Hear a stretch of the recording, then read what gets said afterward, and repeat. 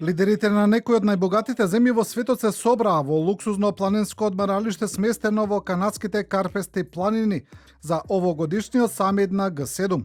Елитниот собир доаѓа во време кога западните сојузници се соочуваат со бројни кризи, од конфликти на 3 континенти до глобална економска нестабилност. Канада е председавач на Г7 оваа година и ќе биде домаќин на лидерите на Италија, Соединетите Американски држави, Франција, Германија, Обединетото кралство и Јапонија. Канадската влада најави сет на приоритети фокусирани околу глобалната економија и безбедноста, но агендата сега е нарушена од конфликтот меѓу Израел и Иран. Австралија е поканета како наблюдувач на настанот. Во несигурен свет, она што луѓето го бараат е сигурност.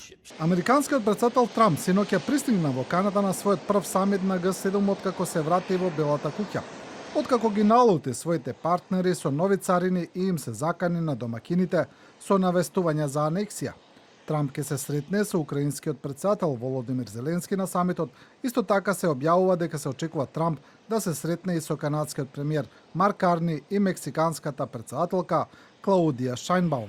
Францускиот претседател Макрон планираше да го посети Гренланд во текот на викендот во знак на европска солидарност, додека канадскиот премиер Карни изјави дека Соединетите Американски држави повеќе не се доминантна сила во светот, откако царините на Трамп создадоа пукнатини во децениското партнерство меѓу Соединетите Американски држави и нивниот северен сосед.